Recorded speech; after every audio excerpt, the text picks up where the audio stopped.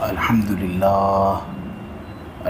لله نحمده ونستعينه ونستغفره ونؤمن به ونتوكل عليه ونعوذ بالله من شرور أنفسنا ومن سيئات أعمالنا من يهده الله فلا مضل له ومن يضلله فلا هادي له ونشهد أن لا إله إلا الله وحده لا شريك له ونشهد أن سيدنا ومولانا وحبيبنا محمدا عبده ورسوله الحمد لله وكفى والصلاة والسلام على رسوله المصطفى وعلى عباده الذين ارتضى ومن بهداهم اهتدى وبآثار أهل المدينة اكتفى أعوذ بالله من الشيطان الرجيم بسم الله الرحمن الرحيم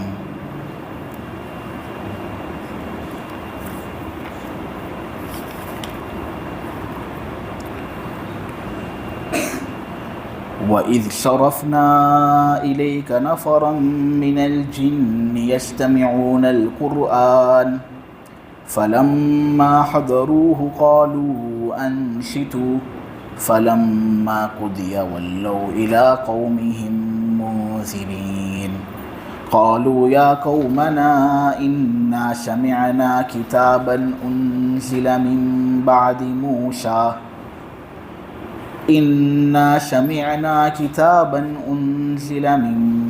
مُوسَى مصدقا لما بين يديه يهدي إلى الحق وإلى طريق مستقيم يا قومنا أجيبوا داعي الله وآمنوا به يغفر لكم من ذنوبكم ويجركم من عذاب أليم ومن لا يجب داعي الله فليس بمعجز في الأرض وليس له من دونه أولياء أولئك في ضلال مبين أولم يروا أن الله الذي خلق السماوات والأرض ولم يعي بخلقهن بقادر على أن يحيي الموتى بلى إنه على كل شيء قدير ويوم يعرض الذين كفروا على النار أليس هذا بالحق قالوا بلى وربنا قال فذوقوا العذاب بما كنتم تكفرون فاصبر كما صبر أولو العزم من الرسل ولا تستعجل لهم كأنهم يوم يرون ما يوعدون لم يلبثوا إلا ساعة من نهار بلاغ فهل يهلك إلا القوم الفاسقون صدق الله العظيم۔ اور یاد کرو اس وقت کو جب ہم نے اے محمد تیری طرف جناتوں کی ایک جماعت بھیجی تھی، اس لیے تاکہ وہ قرآن کو غور سے سنیں۔ یاد کرو اس وقت کو جب اے محمد تیری طرف ہم نے جناتوں کی ایک جماعت کو متوجہ کیا تھا تاکہ وہ قرآن کو غور سے سنیں۔ پھر جب وہ وہاں پہنچے تو انہوں نے آپس میں ایک دوسرے سے کہا کہ خاموش ہو جاؤ۔ پھر جب قرآن کی تلاوت ہو چکی تو یہ لوگ واپس اپنے قوم کی طرف پہنچے، ان کو خبردار کرنے کے لیے، ان کو ڈرانے کے لیے۔ انہوں نے کہا اے ہماری قوم، یقین جانو ہم نے ایک ایسی کتاب سنی ہے جو موسیٰ کے بعد نازل کی گئی، جو سچ جان کر سچ مانتی ہے ان تمام کتابوں کو جو اس سے پہلے نازل کی گئی۔ وہ حق کی طرف اور سیدھے راستے کی طرف رہنمائی کرتی ہے۔ اے ہماری قوم، اللہ کی طرف بلانے والے کی بات مان لو، اس کی بات کو قبول کر لو، اس پر ایمان لے آؤ، سچ جان کر سچ مانو، تو نتیجے میں تمہارے گناہ اللہ معاف کر دے گا اور تم کو ایک دردناک عذاب سے اللہ بچائے گا۔ اور جو شخص اللہ کی طرف بلانے والے کی بات قبول نہیں کرتا تو وہ کسی بھی جگہ بھاگ کر زمین میں اللہ کو عاجز نہیں کر سکتا، اور اللہ کے علاوہ اس کے لیے کوئی رکھوالا بھی نہیں۔ یہی ہے وہ لوگ جو کھلی ہوئی گمراہی کے اندر ہوں گے۔ کیا ان لوگوں کو نظر نہیں آتا کہ اللہ ہی ہے وہ جس نے آسمانوں اور زمین کو پیدا کیا، اور آسمانوں اور زمین کو پیدا کرنے کے اندر اللہ تبارک و تعالیٰ کو کوئی تھکن محسوس نہیں ہوئی؟ تو کیا ان لوگوں کو نظر نہیں آتا کہ اللہ ہی ہے وہ جس نے آسمانوں اور زمین کو پیدا کیا، اور آسمانوں اور زمین کو پیدا کرنے کے اندر اللہ کو کوئی تھکن محسوس نہیں ہوئی؟ وہ قادر ہے ضرور اس بات پر کہ وہ مردوں کو زندہ کرے، اور کیوں قادر نہیں ہوگا؟ یقین جانو اللہ تو ہر چیز پر قادر ہے۔ اس دن کو یاد کرو جس دن کافروں کو آگ پر پیش کیا جائے گا، ان سے کہا جائے گا کہ کیا یہ حق نہیں؟ وہ کہیں گے اے ہمارے پالنہار، کیوں یہ حق نہیں؟ ہمارے رب کی قسم یہ تو حق ہی حق ہے۔ اللہ کہے گا عذاب چکھو اس کفر کی وجہ سے جو تم کیا کرتے تھے۔ اے نبی، جس طرح ان پیغمبروں نے صبر کیا جو بلند حوصلے والے تھے، تم بھی صبر کرو، اور مکہ والوں کے سلسلے میں تم جلدی مت مچاؤ۔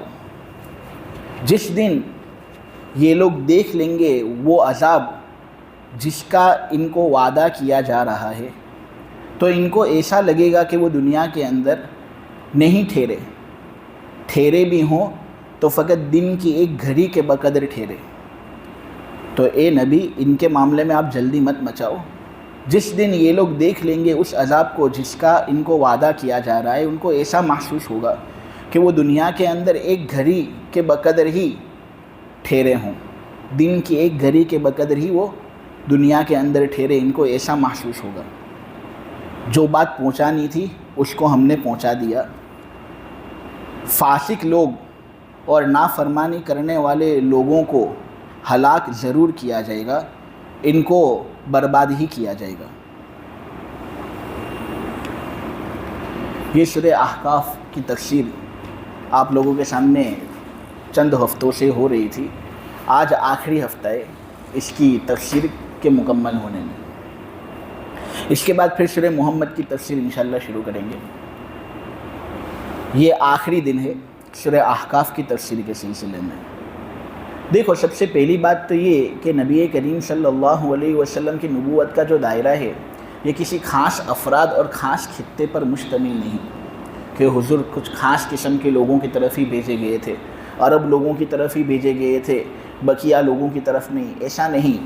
قرآن کے اندر کئی آیتیں ایسی جو یہ بات بتاتی ہے کہ نبی کریم صلی اللہ علیہ وسلم کی نبوت سب کے لیے۔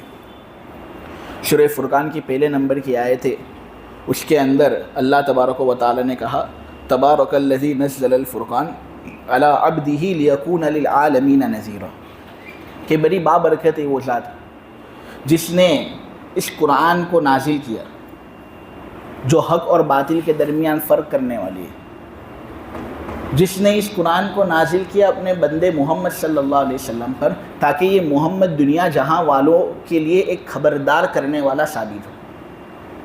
تو دیکھو یہاں پر بتایا گیا کہ حضور کی نبوت سب لوگوں کے لیے۔ اسی طرح قرآن کے اندر ہے قل یا ایھا الناس انی رسول اللہ الیکم جمیعا، اے نبی کہہ دو سب لوگوں سے کہ یقیناً مجھے تمام لوگوں کی طرف، تمام مخلوقات کی طرف نبی بنا کر بھیجا گیا ہے۔ اور مسلم شریف کی روایت بھی ہے جس میں نبی کریم صلی اللہ علیہ وسلم نے یہ بات کہی کہ 6 چیزوں کی وجہ سے مجھے دیگر انبیاء پر فضیلت دی گئی۔ ان 6 چیزوں میں سے ایک یہ ہے کہ مجھے تمام مخلوقات کی طرف نبی بنا کر بھیجا گیا ہے، یعنی ہر وجود میں آنے والی چیز کی طرف مجھے نبی بنا کر بھیجا گیا ہے، تمام مخلوقات کی طرف مجھے نبی بنا کر بھیجا گیا ہے، اور میں نبیوں کا سلسلہ ختم کرنے والا ہوں۔ تو دیکھو یہ بھی صحیح حدیث ہے۔ اس سے یہ بات معلوم ہوئی کہ حضور ہر شخص کی طرف نبی بنا کر بھیجے بھی گئے تھے، بلکہ جناتوں کی طرف بھی نبی بنا کر بھیجے گئے تھے۔ بیہقی کے اندر ایک روایت ہے، بیہقی کی سنن الکبریٰ کے اندر، اس کے اندر حضور نے صاف الفاظ میں یہ بات کہی کہ میں جنات کی طرف بھی نبی بنا کر بھیجا گیا ہوں اور انسانوں کی طرف بھی نبی بنا کر بھیجا گیا ہوں۔ اب جنات کی حقیقت ہم سمجھیں۔ جنات ایک ایسی مخلوق ہے جو آگ سے بنائی گئی ہے۔ ہم جس طرح مٹی سے بنے ہیں اس طرح وہ آگ سے بنے۔ ہمارے اور جناتوں کے درمیان سب سے پہلا فرق یہی کہ ان کا مادہ اصلیہ آگ ہے، جبکہ ہمارا مادہ اصلیہ مٹی ہے۔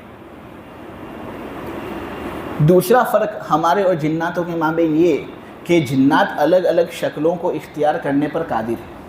وہ الگ الگ شکل اختیار کر سکتے ہیں، کبھی سانپ کی شکل اختیار کریں گے، کبھی کتے کی شکل اختیار کریں گے، تو کبھی دوسری شکل اختیار کر سکتے ہیں۔ مختلف شکلوں کو اختیار کرنے پر ان جناتوں کو قدرت حاصل ہے،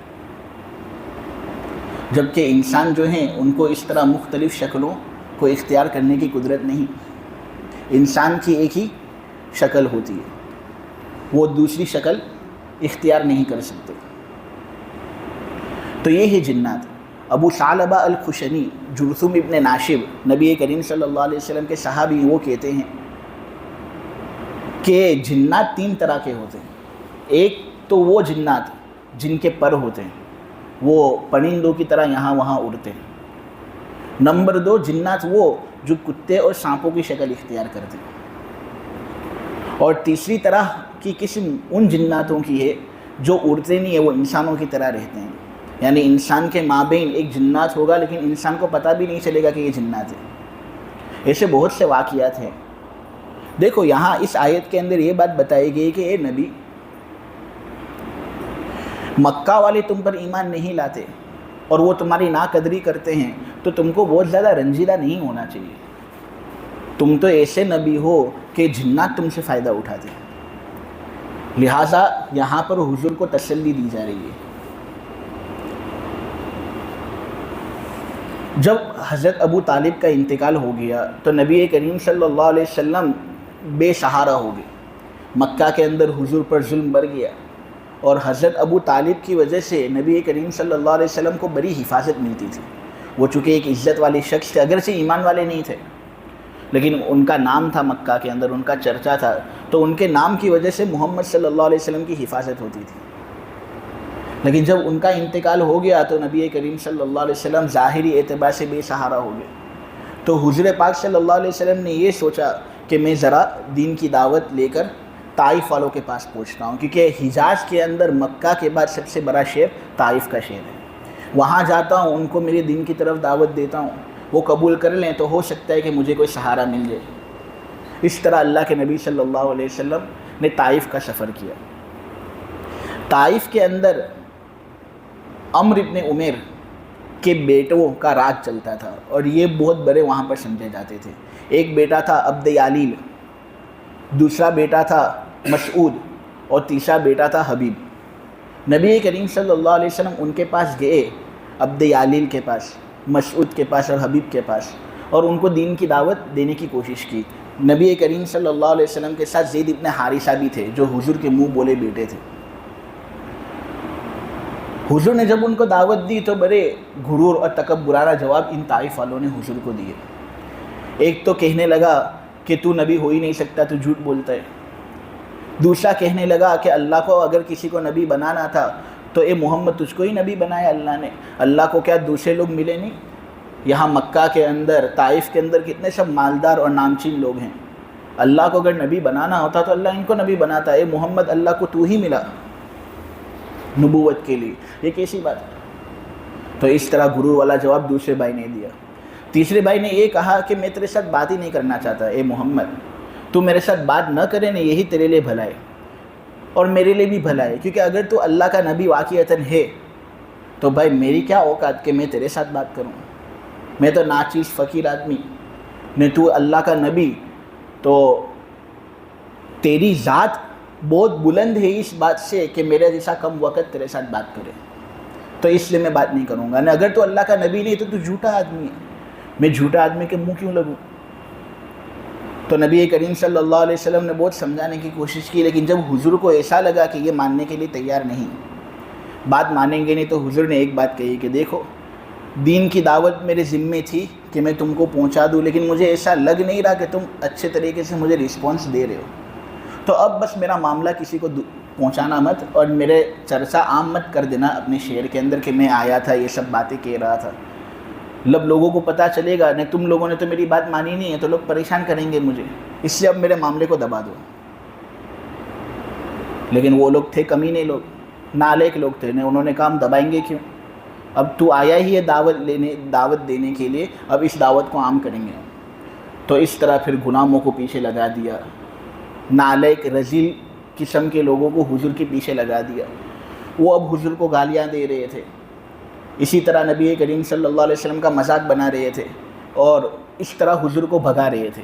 اور پھر کچھ شریر قسم کے لوگ تو ایسے تھے کہ ہاتھ میں پتھر انہوں نے لیے اور نبی کریم صلی اللہ علیہ وسلم کی ایڑیوں پر مارنا شروع کیا، حتیٰ کہ حضور پاک صلی اللہ علیہ وسلم کی ایڑیاں لہو لہان ہو گئی، جو جوتا تھا اس جوتے نے نبی کریم صلی اللہ علیہ وسلم کا جو خون ہے اس کو پورا چوس لیا اپنے اندر، اور طائف کی مبارک سرزمین پر حضور کا خون بھی بہا۔ ابن اسحاق نے یہ سب باتیں بیان کی۔ زید ابن حارثہ وہاں تھے، وہ نبی کریم صلی اللہ علیہ وسلم کو بچانے کی کوشش کر رہے تھے، لیکن بچانے کے اندر ان کے منہ پر بھی پتھر لگا اور ان کا چہرہ بھی زخمی ہو گیا۔ اس طرح یہ دونوں بھاگے وہاں سے، اور یہاں پر یہ سب مارنا دھارنا شروع۔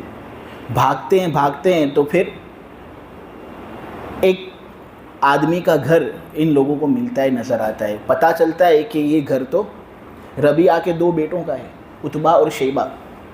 عتبہ ابن ربیعہ کا گھر ہے یہ، اور شیبہ ابن ربیعہ کا گھر ہے یہ، اور یہ دونوں اللہ کے بھی دشمن تھے، رسول کے بھی دشمن تھے، لیکن پہچان والے وہاں پر یہی تھے۔ تو نبی کریم صلی اللہ علیہ وسلم کو مجبوراً ان کے گھر کے اندر پناہ لینی پڑی، کیونکہ لوگ بہت حیران کر رہے تھے، تکلیف دے رہے تھے۔ تو تھے یہ لوگ اللہ اس کے رسول کے دشمن، لیکن جان پہچان تھی نا، اس وجہ سے ان کے گھر کے اندر مجبوراً حضور کو پناہ لینی پڑی۔ حضور ہانفتے وہاں پہنچتے، انار کا درخت نہیں، انگور کا درخت وہاں پر گھر کے اندر تھا، وہاں جاتے اور سائے کے اندر ہانفتے بیٹھ جاتے، اور پھر حضور اس جگہ میں بیٹھنے کو پسند نہیں کرتے۔ وجہ اس کی یہ کہ یہ دونوں عتبہ اور شیبہ جس کے گھر کے اندر حضور کو مجبوراً پناہ لینی پڑی، یہ اللہ اس کے رسول کے دشمن ہیں۔ تو پھر اللہ کے رسول صلی اللہ علیہ وسلم نے کہا کہ یہ تمہارے لوگوں نے میرے ساتھ کیسا سلوک کیا، ایسے تو کون سی دعوت میں نے ان کو دے دی کہ مارنے دھارنے پر بات آ گئی، مذاق بنا رہے ہیں اور اس طرح تمسخر کر رہے ہیں، گالیاں دے رہے ہیں مجھے۔ نبی کریم صلی اللہ علیہ وسلم نے پھر اتنے میں اللہ کے دربار میں ہاتھ اٹھائے اس انگور کے درخت کے نیچے، اور ہاتھ اٹھا کر اللہ سے یہ دعا مانگی کہ اے اللہ، میں تو یہی چاہتا ہوں کہ میں اپنی کمزوری کی شکایت تجھی سے کروں، اپنی نااہلی کی شکایت تجھی سے کروں، اپنی کم وقتی کی شکایت میں تجھی سے کروں، میری کمزوری تیرے علاوہ کسی دوسرے کے سامنے ظاہر کیوں ہے؟ اے اللہ، اگر تو مجھ سے راضی ہے تو مجھے کسی کی پرواہ نہیں، لوگ مجھ سے ناراض ہوں راضی ہوں مجھے کوئی پرواہ نہیں، اے اللہ تو بس راضی ہونا چاہیے، لیکن اے اللہ تو مجھ سے ناراض مت ہونا۔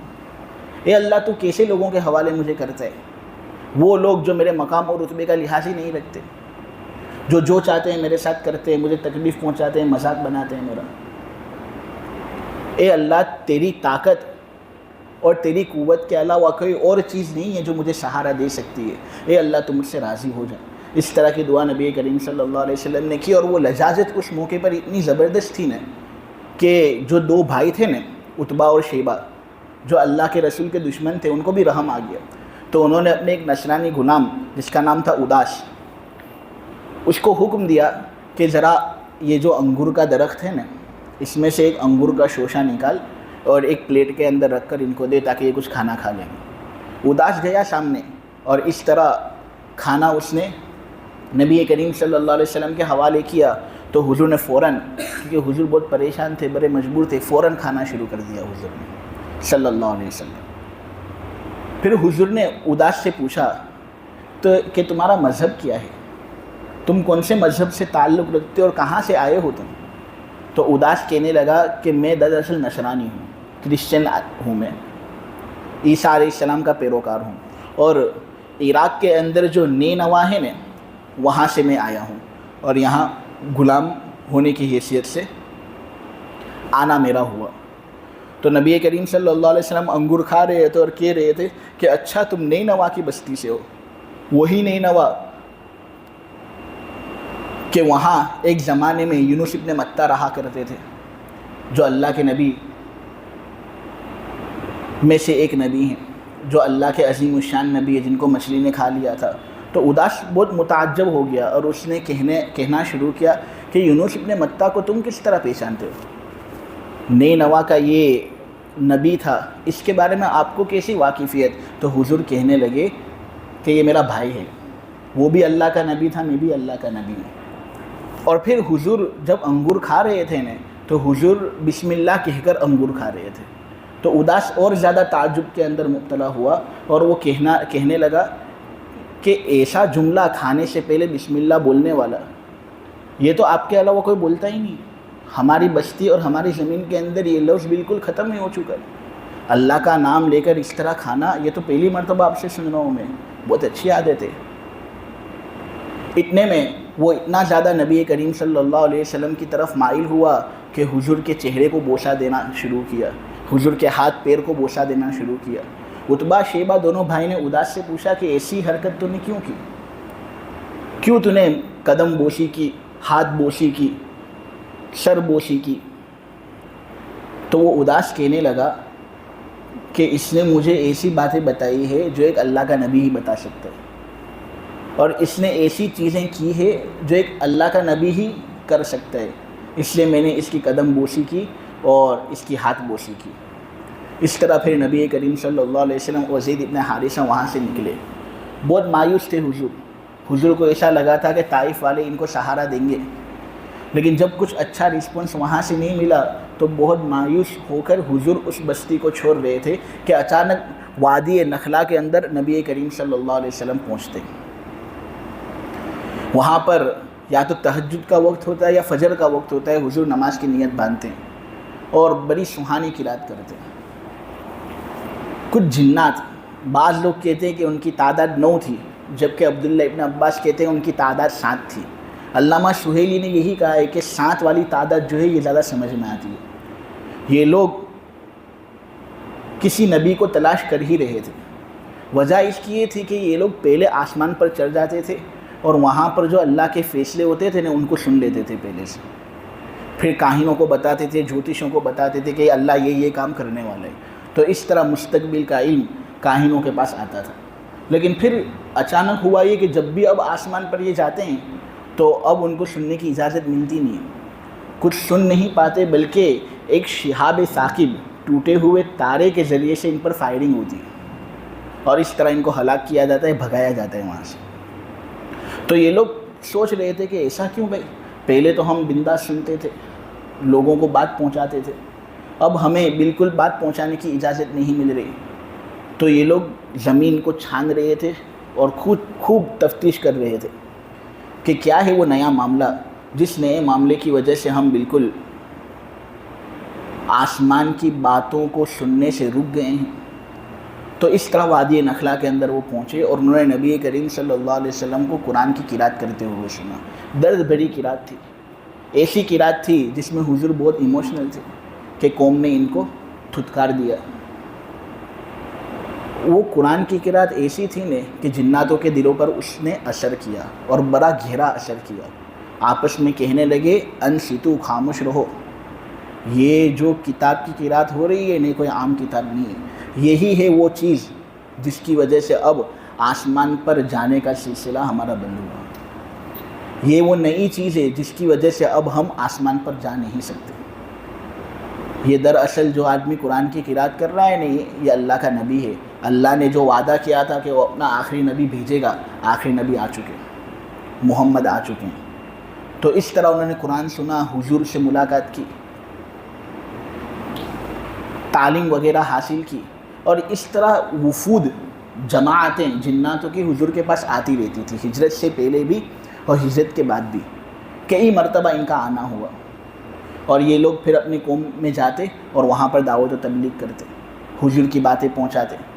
بہت سے لوگ ایمان قبول کر لیتے، بہت سے لوگ بغاوت ہی کرتے۔ جناتوں کے اندر بھی یہ معاملہ تھا، کچھ ہدایت پر ہوتے تو کچھ گمراہی پر ہوتے۔ ایسا نہیں کہ فقط انسانی ہدایت پر ہوتے اور انسان ہی گمراہ ہوتے، جناتوں کے اندر بھی یہی معاملہ ہے۔ جناتوں میں سے بھی بعض کرسچن ہوتے ہیں، جناتوں میں سے بھی بعض شیعہ ہوتے ہیں، جناتوں میں سے بھی بعض مسلمان ہوتے ہیں۔ حافظ مجزی نے کہا ہے کہ یہ واقعہ بالکل صحیح ہے جو میں آگے بیان کرنے والا ہوں، اور تفسیر ابن کثیر کے اندر یہ پورا واقعہ احمد ابن سلیمان نجاد کی کاپی کے حوالے سے نقل کیا گیا ہے کہ ایک مرتبہ امام اعمش یہ کہہ رہے تھے اپنے شاگردوں سے کہ ایک جنی عورت نے مجھے نکاح کا پیغام دیا۔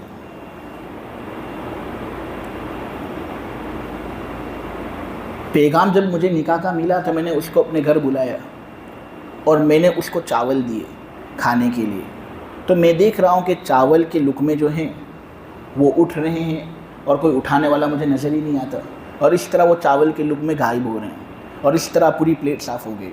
میں نے اس جنی عورت سے پوچھا کہ کیا تم میں بھی بدعت والے لوگ ہیں یا بدعت والے لوگ فقط انسانوں کے اندر ہوتے ہیں؟ تو اس جنی عورت نے کہا نہیں، ہم میں بھی بدعت والے ہوتے ہیں۔ تو پھر اعمش نے کہا کہ یہ جو بدعتی لوگ ہوتے ہیں، روافض شیعہ لوگ جو صحابہ کو برا بھلا کہتے ہیں، ان کے بارے میں تم کیا کہتے ہو؟ تو اس جنی عورت نے کہا کہ زمین کے اندر سب سے بدترین مخلوق ہے جو صحابہ کے بارے میں برے الفاظ استعمال کرتے ہیں۔ تو اس واقعے سے مجھے بس یہی بات بتانی تھی کہ جناتوں کے اندر بھی الگ الگ فرقے ہوتے ہیں۔ ایک فرقہ حضور کے پاس آیا تھا، حضور کی تلاوت اس نے سنی تھی، بڑا گہرا اثر ہوا، ایمان بھی اس نے قبول کیا اور پھر لوگوں تک یہ بات پہنچائی بھی۔ جناتوں نے یہ بات کہی کہ ہماری قوم اللہ کی طرف جو بلانے والا محمد ہے نا، اس کی بات مان لو، ایمان لے آؤ اس کی باتوں پر، نتیجے میں تمہارے گناہ معاف ہوں گے اور اللہ تم کو ایک دردناک عذاب سے بچائے گا۔ دیکھو یہاں پر گناہ کا جو لفظ ہے نا، اس سے پہلے من آیا ہے۔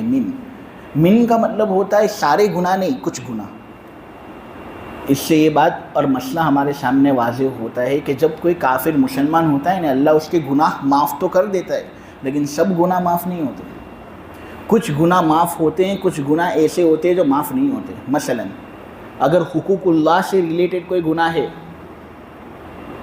کافر نے نماز نہیں پڑھی پوری زندگی، روزے نہیں رکھے، تو بھائی اسلام لانے کے بعد اس کے وہ گناہ معاف۔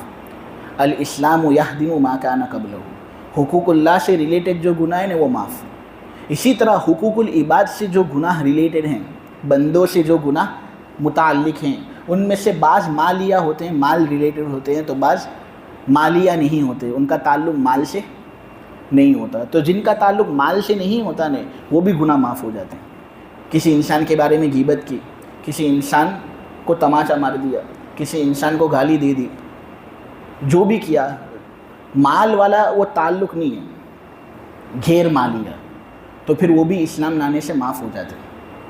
لیکن اگر کوئی کافر حقوق مالیہ کے اندر کچھ کوتاہی کرتا ہے، مثلا کسی کے لاکھ روپے اس نے اپنے جیب کے اندر ڈال دیے ناحق طریقے سے، 2 لاکھ روپے کھا گیا وہ، اور پھر اسلام لا کر یہ کہتا ہے کہ میرے تمام گناہ معاف، اب تجھے کوئی حق نہیں ملتا کہ تو 1-2 لاکھ روپے کا سوال مجھ سے کرے۔ نہیں، یہ صحیح نہیں ہے، حقوق مالیہ معاف نہیں ہوتے۔ تو اس لیے یہاں پر من لایا گیا یہ بات بتانے کے لیے کہ کچھ گناہ معاف ہوں گے، جو مالی گناہ ہیں وہ معاف نہیں ہوں گے، اور اللہ تم کو ایک دردناک عذاب سے بچائے گا۔ اسی آیت کی وجہ سے ہمارے ائمہ کا اتفاق ہے اس بات پر کہ اگر جنات بھی نیک اعمال کریں گے تو جہنم سے اللہ ان کو نجات دے دے گا۔ لیکن کیا اب ان کو ثواب ملتا ہے، جنت ملتی ہے؟ تو اس سلسلے میں اختلاف ہو گیا ہے۔ ہمارے امام صاحب توقف کہتے ہیں، وہ کہتے ہیں کہ بھئی مجھے معلوم نہیں ہے اس مسئلے کا جواب، اس کو اللہ ہی کے حوالے کر دیا جائے۔ اور روایتیں بھی ہیں، امام صاحب سے ایک روایت جنت کی ہے، جبکہ ایک روایت یہ ہے کہ جنت میں نہیں جائیں گے، فقط دوزخ سے نجات ملے گی، ان کو ان کے اچھے اعمال کرنے کی وجہ سے جنت میں داخلہ نصیب نہیں ہوگا۔ ایسا امام صاحب کا مذہب ہے، لیکن فتویٰ امام صاحب کے مذہب پر نہیں ہے، فتویٰ صاحبین کے مذہب پر ہے اور جمہور کے مذہب پر ہے۔ صاحبین اور جمہور یہ کہتے ہیں کہ نہیں، انسان جس طرح اچھے اعمال کرتے ہیں تو ان کو جہنم سے نجات بھی ملتی ہے اور ساتھ ساتھ جنت کے اندر داخلہ بھی نصیب ہوتا ہے۔ اسی طرح جنات بھی اگر اچھے اعمال کریں گے تو ان کو جہنم سے نجات ملے گی، جنت کے اندر داخلہ نصیب ہوگا۔ بات آپ لوگوں کو سمجھ میں آئی؟ کیونکہ قرآن کے اندر دیکھیں، یہی سورہ احقاف جو ہے نا، اس کے اندر اللہ تبارک و تعالیٰ نے یہ بات کہی، اولئک الذین حق علیہم القول فی امم قد خلت من قبلہم من الجن والانس انہم کانوا خاسرین، آیت نمبر 18۔ اس کے اندر اللہ نے یہ بات کہی کہ یہی ہے وہ لوگ جن پر عذاب کی بات طے ہو چکی ہے، ان لوگوں کی طرح جو ان سے پہلے تھے، یعنی جنات اور انسان کی طرح جن کے بارے میں عذاب کی بات طے ہو چکی تھی۔ یقین جانو یہی ہے وہ لوگ جو نقصان اٹھانے والے ہیں۔ پھر آگے اللہ فوراً کہتا ہے وَلِكُلٍّ دَرَجَاتٌ مِّمَّا عَمِلُوا، ہر ایک کے لیے، یعنی جنات کے لیے بھی انسان کے لیے اپنے اعمال کی وجہ سے درجے ملیں گے۔ درجے ثواب کے ہوتے ہیں۔ معلوم ہوا کہ اگر وہ اللہ تبارک و تعالیٰ کی فرما برداری کرتے تو اللہ ان کو بھی درجے دے گا اور ان کو بھی ثواب ملے گا۔ اور سورہ رحمان کے اندر بار بار فَبِأَيِّ آلَاءِ رَبِّكُمَا تُكَذِّبَانِ کہا گیا، اور جنات اور انسان دونوں سے خطاب کیا گیا کہ تم دونوں، اے انسان اور جنات، اپنے پروردگار کی کون کون سی نعمتوں کو جھٹلاؤ گے۔ تو دونوں سے بات ہو رہی ہے، جنات سے بھی بات ہو رہی ہے اور انسانوں سے بھی بات ہو رہی ہے۔ پھر اللہ نے ایک آیت کے اندر کہا وَلِمَنْ خَافَ مَقَامَ رَبِّهِ جَنَّتَانِ، تم دونوں میں سے جو بھی اپنے پروردگار کے سامنے کھڑے ہونے سے ڈرتا ہے تو اس کے لیے 2 باغ۔ معلوم ہوا کہ جنات کے لیے بھی 2 باغ ہوں گے اگر وہ اللہ تبارک و تعالیٰ کی فرما برداری کرتے ہیں۔ اس طرح بہت سی آیتیں ہیں جناتوں کے بارے میں۔ اب یہ جو جنات آئے تھے وہ موسیٰ علیہ السلام کی شریعت پر عمل کرتے تھے، کیونکہ یہاں قرآن کے اندر کہا گیا کہ یہ محمد تو ایک ایسی کتاب کی تلاوت کرتا ہے جو کتاب موسیٰ کے بعد نازل کی گئی، یعنی ان کو موسیٰ علیہ السلام سے واقفیت تھی۔ یہ لوگ موسیٰ علیہ السلام سے اچھی خاصی واقفیت رکھتے تھے۔ معلوم یہ ہوا کہ یہ لوگ موسیٰ علیہ السلام کے پیروکار تھے، موسیٰ علیہ السلام کی شریعت پر چلتے تھے۔ یہ ان 7 جناتوں کی بات چل رہی ہے جو نبی کریم صلی اللہ علیہ وسلم کے پاس آئے تھے۔ لیکن کیا جناتوں کی طرف مستقل نبی بھیجے گئے تھے؟ نبی کریم صلی اللہ علیہ وسلم کو تو بھیجا گیا تھا، اس میں کوئی شک نہیں۔ حضور مستقل نبی بنا کر بھیجے گئے تھے جناتوں کی طرف، لیکن حضور کے علاوہ کیا دوسری لوگوں کو حضور کی جناتوں کی طرف بھیجا گیا تھا؟ تو اس میں بہت سے اقوال ہیں۔ صحیح قول یہ ہے کہ نہیں، یہ حضور کی خصوصیت ہے کہ نبی کریم صلی اللہ علیہ وسلم کو جناتوں کی طرف بھیجا گیا، یہ حضور کی خصوصیت ہے۔ حضور نے یہ بات کہی ہے کہ تمام مخلوقات کو نبی ملے، ہر نبی کو خاص قسم کی طرف بھیجا گیا، لیکن مجھے ہر احمر اور اسود کی طرف نبی بنا کر بھیجا گیا ہے۔ مولانا شبیر احمد عثمانی فتح الملہم کے اندر یہ بات کہتے ہیں کہ یہاں احمر سے مراد انسان اور اسود سے مراد جنات، یعنی جناتوں کی طرف بھیجا جانا نبی کریم صلی اللہ علیہ وسلم کی خصوصیت ہے۔ تو یہاں پر اس آیت سے جو یہ بات معلوم ہوتی ہے کہ موسیٰ علیہ السلام کو بھی بھیجا گیا تھا، تو اس نعمت کے اندر موسیٰ بھی حضور کے شریک ہوئے۔ تو ہم کہتے ہیں کہ فقط موسیٰ علیہ السلام کی باتیں سننے سے یہ بات لازم نہیں آتی کہ موسیٰ علیہ السلام کو مستقل ان کی طرف نبی بنا کر بھیجا گیا تھا۔ یہ خصوصیت تو حضور ہی کو حاصل ہے، اور ہمارے علماء نے تو اس پر اجماع نقل کیا ہے۔ یہ جو جنات نبی کریم صلی اللہ علیہ وسلم کی باتوں کو سننے کے لیے آئے، پھر حضور کے بعد بھی بہت سے ایسے جنات صحابہ کے سامنے ظاہر ہوئے، انہوں نے یہ بات کہی تھی کہ ہم ان جناتوں میں سے ہیں جو نبی کریم صلی اللہ علیہ وسلم کے پاس آتے تھے اور قرآن سنا کرتے تھے۔ عبداللہ ابن مسعود رضی اللہ تعالیٰ عنہ بیان کرتے ہیں کہ ایک مرتبہ ہم کسی جگہ سفر کر رہے تھے کہ ایک تیز آندھی آئی، بہت تیز آندھی۔ اس کے بعد جب وہ آندھی ختم ہوئی نہیں تو اس کے اوپر ایک اور تیز آندھی آئی۔ پھر ہم نے دیکھا کہ ایک سانپ ہے جو مردہ پڑا ہوا ہے۔ ہمارے لوگوں میں سے ایک آدمی نے اپنی چادر پھاڑی اور اس سانپ کو اس نے کفن دیا کہ جانوروں کے ساتھ حسن سلوک کرنا بھی بہت بڑا ثواب رکھتا ہے۔ تو اس نے اس سانپ کو ایک کفن دیا اور پھر اس سانپ کو انہوں نے دفنا دیا۔ جب رات کا وقت ہوا نا تو عبداللہ ابن مسعود بیان کرتے ہیں کہ 2 عورتیں ہم جہاں پر تھے نا وہاں پر آئیں، اور وہ دونوں پوچھنے لگی ہم سے کہ عمرو ابن جابر کو کس نے دفن کیا؟ عبداللہ ابن مسعود اور ان کے جو ساتھی لوگ تھے وہ بڑے تعجب کے اندر تھے، کیونکہ ان کو معلوم تھا نہیں کہ عمرو ابن جابر کون ہے، لیکن ان دو عورتوں نے بار بار سوال کرنا شروع کیا کہ عمرو ابن جابر کو کس نے دفن کیا، عمرو ابن جابر کو کس نے دفن کیا؟ تو وہ کہنے لگے کہ ہم کو تو معلوم ہی نہیں ہے کہ عمرو ابن جابر کون ہے۔ پھر ان دو عورتوں نے کہا دیکھو وہ جو سانپ تم نے کفن کے اندر رکھا تھا اور اس کو تم نے دفن کر دیا تھا نا، وہ دراصل عمرو ابن جابر تھا، یہ ایک جنات تھا، اور یہ ان جناتوں میں سے تھا جو نبی کریم صلی اللہ علیہ وسلم کے پاس آئے تھے اور انہوں نے حضور سے قرآن سنا تھا۔ یہ بہت نیک تھے اور انہوں نے بہت سے لوگوں تک حضور کی بات بھی پہنچائی، اس طرح کہ بہت سے مؤمن جنات پیدا ہوئے اور ثابت ہوئے۔ پھر ہوا یہ کہ کافر جنات تھے، مؤمن جنات تھے، دونوں کے درمیان لڑائی جھگڑا ہوا، لڑائی جھگڑے کے نتیجے میں عمرو ابن جابر مارا گیا، زخمی ہوا ہوگا، سانپ کی شکل اس نے اختیار کی تھی تو تم نے اس کو دفن کر دیا۔ اے لوگوں سن لو، اگر تم نے اللہ کی رضامندی حاصل کرنے کے لیے یہ کام کیا ہے تو تم کو تمہارا پورا اجر مل گیا۔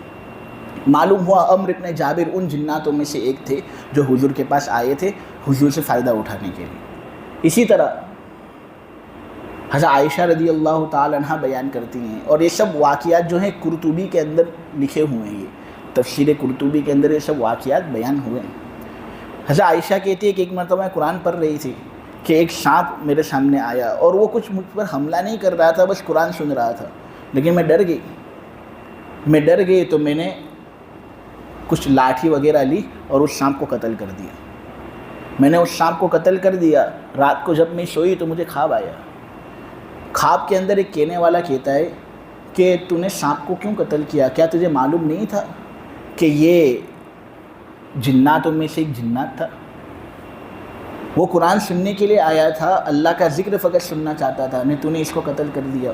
عائشہ رضی اللہ تعالی عنہ خواب ہی کے اندر کہتی ہے کہ اگر وہ بہت نیک جنات ہوتا اور بہت مؤمن جنات ہوتا تو وہ میرے پاس آتا ہی نہیں۔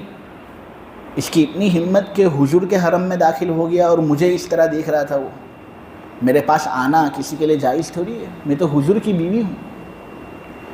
تو خواب کے اندر آواز آتی ہے کہ تم پردے کے اندر تھی اس لیے وہ آیا تمہارے پاس، بغیر پردہ آپ کو دیکھ تو نہیں رہا تھا وہ، اور فقط قرآن سن رہا تھا، لہٰذا مارنا صحیح نہیں تھا۔ حضرت عائشہ رضی اللہ تعالیٰ عنہ بیدار ہوتی اور پسینہ خوب ہو رہا ہے حضرت عائشہ کو۔ حضرت عائشہ رضی اللہ تعالیٰ عنہ کہتی ہے میں بہت گھبرا گئی اور پھر میں نے ایک غلام مستقل طور پر آزاد کر دیا کہ اللہ میری اس حرکت پر مجھے معاف کر دے۔ ایک اور واقعہ جناتوں کے بارے میں ہمارے سامنے آتا ہے جو امام قرطبی نے بیان کیا ہے کہ ایک مرتبہ حضرت عمر ابن عبدالعزیز کسی جنگل کے اندر جا رہے تھے، کچھ مخصوص غرض حضرت عمر ابن عبدالعزیز کی تھی، اور وہاں حضرت عمر ابن عبدالعزیز ایک چٹیل میدان سے گزر رہے تھے کہ دیکھا کہ ایک سانپ مرا ہوا ہے۔ حضرت عمر ابن عبدالعزیز نے کہا کہ سانپ تو سانپ، لیکن ہے تو اللہ کی مخلوق، اس کو کفن دے دیا جائے اور اس کو دفنا دیا جائے۔ حضرت عمر ابن عبدالعزیز کی جانب سے یہ ہوا۔ حضرت عمر ابن عبدالعزیز نے جب یہ کام کیا نہیں تو ایک دوسرا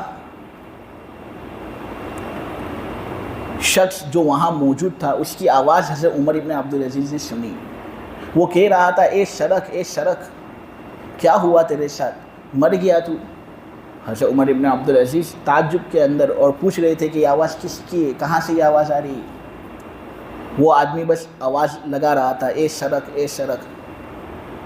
پھر اس نے یہ بات کہی کہ میں نے اللہ کے رسول صلی اللہ علیہ وسلم کو یہ کہتے ہوئے سنا ہے۔ جب وہ یہ کہہ رہا تھا تو معلوم ہوا کہ وہ صحابی تھا کہ اے شرک تجھے کفن اور دفنائے گا ایک ایسا شخص جو بڑا نیک ہوگا۔ حضرت عمر ابن عبدالعزیز نے جب یہ سنا نے تو حضرت عمر ابن عبدالعزیز نے سوچا کہ یہ کفن دینے والا اور دفن کرنے والا تو میں ہی ہوں، تو حضرت عمر ابن عبدالعزیز نے ملاقات کی تمنا کی۔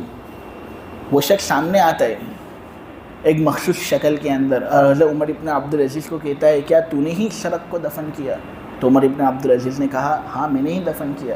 تو اس نے کہا کہ تیرے لیے بڑی خوشخبری، حضور کو میں نے یہ کہتے ہوئے سنا ہے کہ شرک کو کفن وہ شخص دے گا اور شرک کو دفن وہ شخص کرے گا جو بڑا نیک ہوگا، معلوم ہوا تم بڑے نیک ہو۔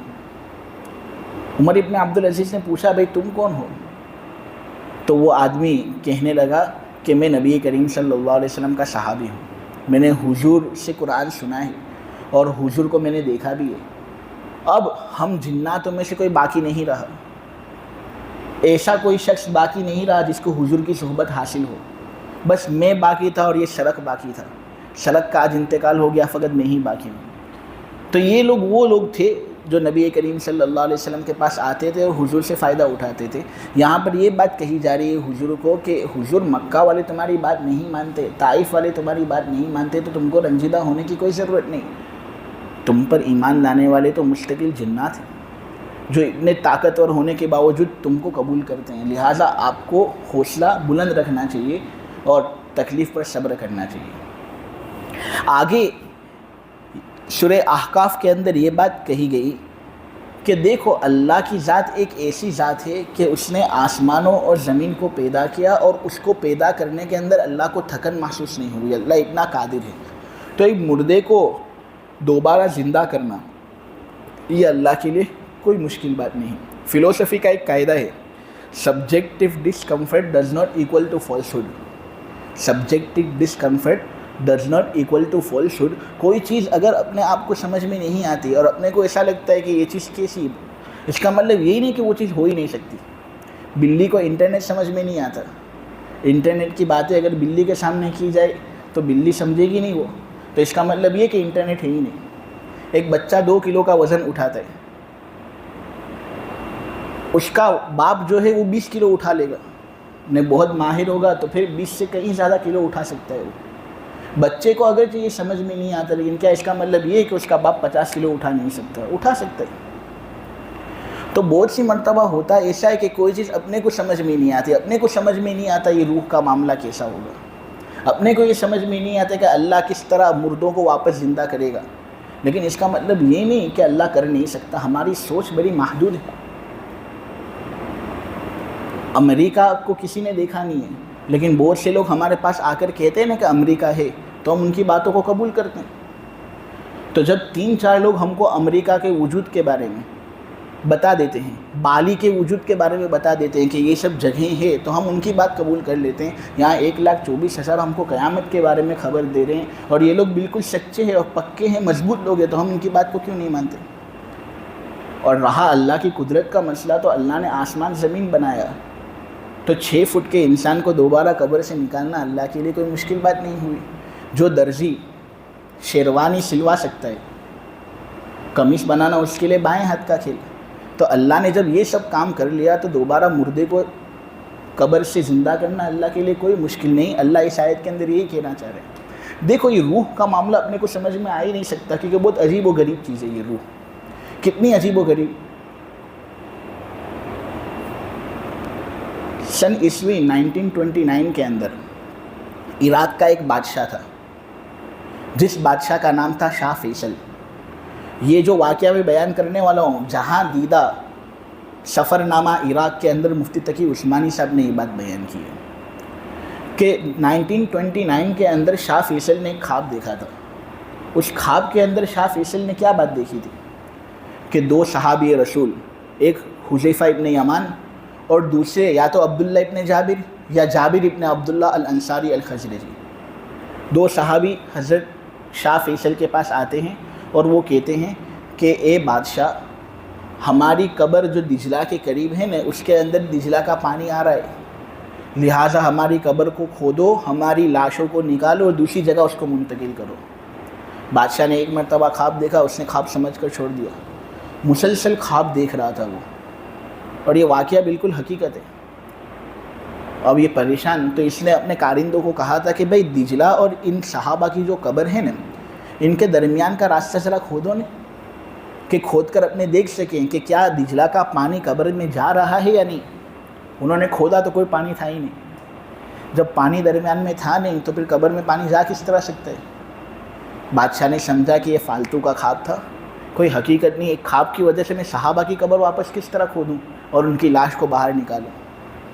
مانا نہیں ہو.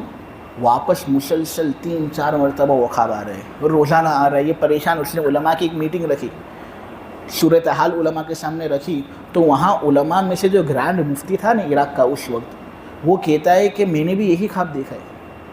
تب انہوں نے ایک فیصلہ قائم کیا کہ بھائی اب ہمیں صحابہ کی قبر کھودنی ہے، اس کو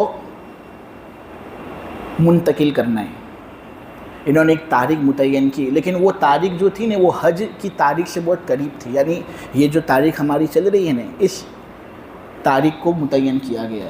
حاجیوں نے جب یہ بات سنی کہ اتنا عظیم الشان انتظام ہونے والا ہے، صحابہ کی قبروں کو کھولا جائے گا، بہت بڑی بات ہے یہ تو، لہٰذا ہم چاہتے کہ ہم بھی شریک ہوں، ہم بھی یہ منظر دیکھیں۔ اب حج کے اندر ہوں گے تو ہم اس منظر کو کس طرح دیکھ سکیں گے؟ تو ان لوگوں نے کہا کہ ذرا تاریخ ہے نا اس کو مؤخر کر دو، تو تاریخ مؤخر کر دی گئی۔ حاجیوں کا ایک بڑا جھمگٹ تھا وہ منظر دیکھنے کے لیے آیا، اتنے سب لوگ آئے وہ منظر دیکھنے کے لیے کہ بڑی بڑی اسکرین عراق کی حکومتوں کو اس زمانے میں رکھنی پڑی یہ عمل بتانے کے لیے۔ اور آج کے زمانے میں یوٹیوب اگر کوئی آدمی کھولتا ہے نا اور یہ واقعہ سرچ کرتا ہے تو اس کی کچھ کلپس ہمارے سامنے آتی ہیں۔ ان لوگوں نے خبریں کھودی، اللہ کی قسم ایسا منظر سامنے آیا لوگوں نے دیکھا کہ 13 صدیاں گزر چکی لیکن ابھی بھی صحابہ کا جسم جیسا کا ویسا۔ حضور کے زمانے میں 13 صدی پہلے ان صحابہ کا جسم جیسا تھا نا، ایسا ہی 13 صدیاں گزر جانے کے بعد زمین کا ان کا کوئی حصہ کھایا نہیں۔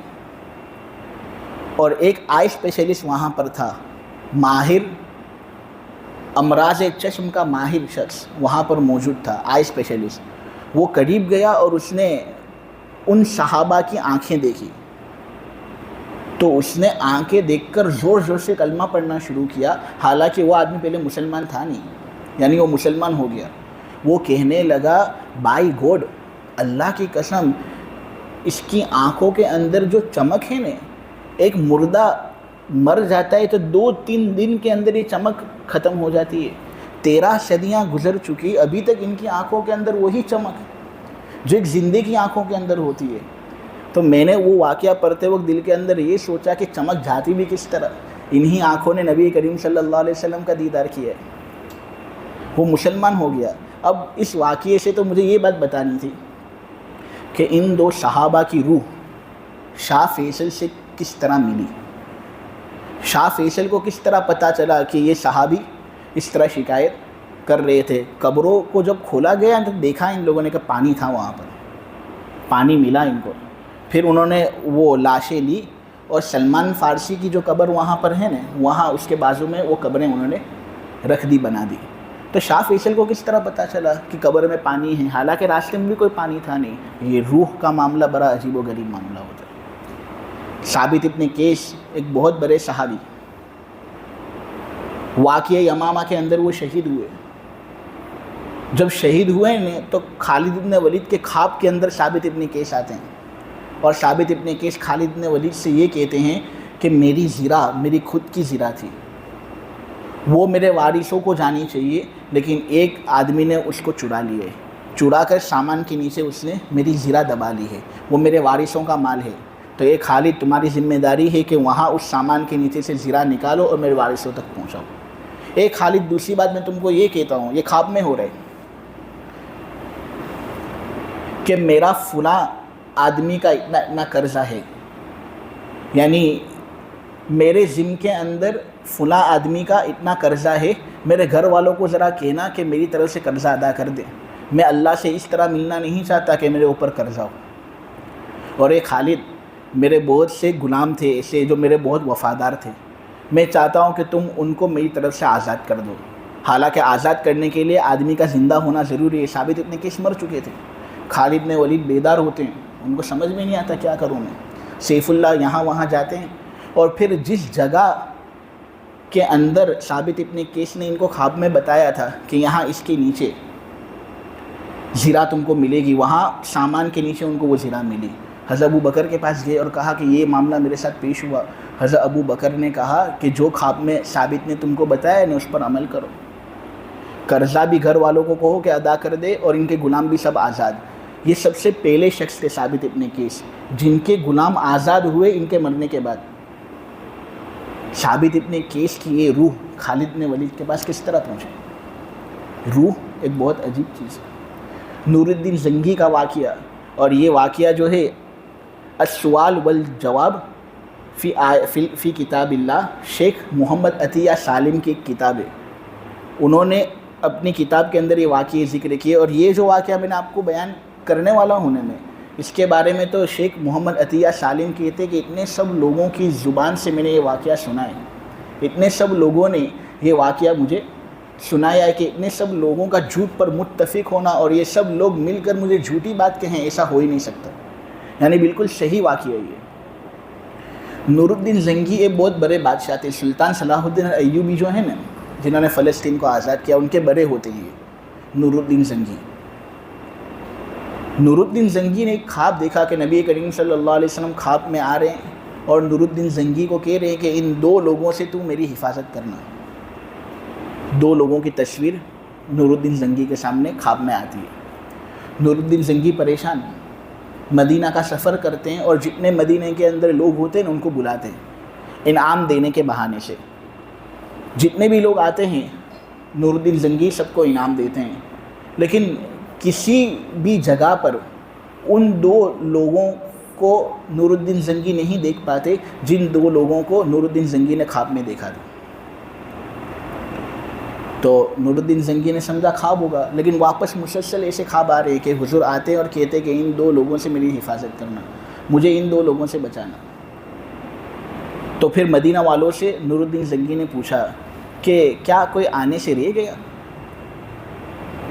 تو نور الدین زنگی کو کہا گیا کہ نہیں، سب تو آ گئے، ہاں فقط دو بہت عبادت کرنے والے بزرگ، وہ گھر سے باہر نکلتے ہی نہیں ہے، نہ کسی کی دعوت قبول کرتے نہ کسی کا ہدیہ قبول کرتے، وہ لوگ گھر کے اندر رہتے ہیں، وہاں نماز وغیرہ پڑھتے رہتے، وہ نہیں آئے ورنہ باقی سب آئے۔ تو نور الدین زنگی نے کہا نہیں، ان کو بھی بلاؤ۔ مجبوراً ان کو بلایا گیا تو نور الدین زنگی نے دیکھا کہ یہ وہی دو لوگ ہیں جن کی طرف خواب میں مجھے اشارہ کیا گیا تھا کہ مجھے ان دو لوگوں سے بچانا۔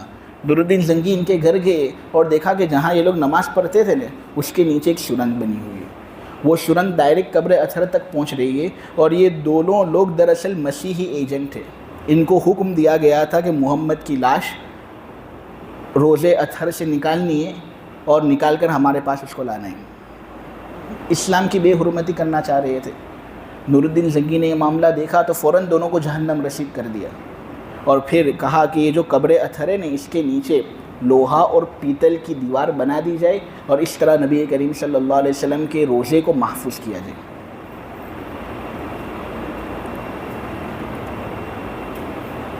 بہت سے لوگ کہتے ہیں کہ واقعہ جو ہے اتنے سب لوگوں نے بیان کیا کہ اتنے سب لوگوں کا جھوٹ پر متفق ہونا صحیح نہیں۔ حضور کی روح نور الدین زنگی کی روح کے ساتھ کس طرح ملی؟ تو کہنے کا مقصد اور منشا ہے کہ روح ایک بہت عجیب چیز ہے، ہم اس کے کانسیپٹ کو برابر ذہن کے اندر لا نہیں سکتے، بہت کمپلیکیٹڈ چیز ہے۔ تو ظاہر سی بات ہے کہ جو بعث اور قیامت جس کا تعلق روح سے ہے وہ بھی ہم کو سمجھ میں نہیں آئے گا، لیکن کوئی چیز سمجھ میں آئے ہم اسی پر ایمان لائیں، یہ ضروری تھوڑی ہے۔ بہت سی چیزیں ایسی ہوتی ہے سمجھ سے باہر ہوتی ہے، ان پر ایمان لانا ہوتا ہے۔ بلی کو انٹرنیٹ سمجھ میں نہیں آتا، اس کا مطلب یہ نہیں کہ انٹرنیٹ ہے ہی نہیں۔ اسی طرح ہم کو قیامت اگرچہ سمجھ میں نہیں آتا، اس کا مطلب یہ نہیں کہ قیامت ہے نہیں، قیامت کا وجود ہے۔ یہاں اس آیت میں یہی بات ثابت کی جا رہی ہے۔ آخر میں آیت نمبر 35 میں یہ بات کہی جا رہی ہے کہ محمد صبر کرو، اس طرح صبر کرو جس طرح تم سے پہلے حوصلے والے پیغمبروں نے صبر کیا تھا۔ اولو العزم پیغمبر، ویسے تو سب پیغمبر حوصلے والے ہی ہوتے ہیں، لیکن 5 پیغمبروں کا نام خصوصی طور پر آتا ہے کہ یہ ایسے تھے جنہوں نے بہت زیادہ صبر کیا اور جن کے حوصلے بہت زیادہ بلند تھے۔ ایک حضرت ابراہیم علیہ السلام، ایک حضرت نوح علیہ السلام، ایک حضرت عیسیٰ علیہ السلام، اور ایک حضرت موسیٰ علیہ السلام، اور ایک ہمارے محمد صلی اللہ علیہ وسلم۔ تو محمد صلی اللہ علیہ وسلم کو یہ بات کہی جا رہی ہے کہ تم صبر کرو تکلیف پر، جس طرح ان بلند حوصلے والے پیغمبروں نے صبر کیا تھا، اور تم جلدی مت مچاؤ کہ سب کے سب جلدی جلدی ایمان لے آئیں، سب لوگ جلد سے جلد جہنم سے بچ جائیں۔ دیکھو اگر قیامت میں ان کے حق میں عذاب لکھا جا چکا ہے تو پھر تم بھی کچھ اپنی طرف سے رد و بدل کر نہیں سکتے، اور واقعتاً جب قیامت ان کے سامنے آئے گی نا جس کا ان سے وعدہ کیا جا رہا ہے، تو دنیا کے اندر جس زمانے میں یہ دنیا میں رہے ان کو ایسا لگے گا کہ یہ فقط دن کی ایک گھڑی کے بقدر زمانہ تھا، اتنا مختصر ان کو یہ زمانہ لگے گا۔ یہ سورہ احقاف کی تفسیر الحمدللہ مکمل ہوئی۔ اب انشاءاللہ آئندہ ہفتے سے سورہ محمد کی تفسیر شروع کریں گے۔ سبحانک اللہم بحمدک وتبارک اسمک وتعالی جدک ولا الہ غیرک یا رب صلی وسلم دائما ابدا علی حبیبک خیر الخلق کلہم۔ اے اللہ ہمارے گناہوں کو معاف فرما، مولا ہماری خطاؤں سے درگزر فرما۔ اے اللہ بے شک ہم بڑے گنہگار ہیں، ریاہ کار ہیں، خطا کار ہیں، اے اللہ ہمیں معاف فرما دے۔ یہ جو تفسیر ہوئی اے اللہ اس کو قبول فرما، جو بیٹھنے والے بیٹھنے آتے ہیں اے اللہ ان کو قبول فرما، ان کی ہر جائز تمنائیں اور مرادوں کو پورا فرما۔ مولا کریم جناتوں نے جس طرح نبی کریم صلی اللہ علیہ وسلم کی دعوت قبول کی، اے اللہ ہم کو بھی نبی کریم صلی اللہ علیہ وسلم کی دعوت کو قبول کرنے والا اور کامل طریقے سے اس پر چلنے والا بنا دے۔ اے اللہ قیامت کے عقیدے کو ہمارے دل کے اندر راسخ کر دے، اور اے اللہ ہماری روح کو پاک صاف بنا، خبیث روح بننے سے اللہ ہماری پوری پوری حفاظت فرما۔ دنیا آخرت دونوں جگہوں میں اے اللہ تو ہم کو سکھ سے نواز، دکھ سے ہماری پوری پوری حفاظت فرما، طاقت قوت سے نواز، بیماری کمزوری ذوق سے اللہ ہماری پوری پوری حفاظت فرما۔ اے اللہ اس تفسیر کو خوب قبول فرما، سورہ احقاف کی تفسیر کو قبول فرما اور ہمارے دلوں کو منور کر دے۔ وصلی اللہ تعالی علی خیر خلقہ محمد وعلی آلہ وصحبہ اجمعین برحمتک یا ارحم الراحمین۔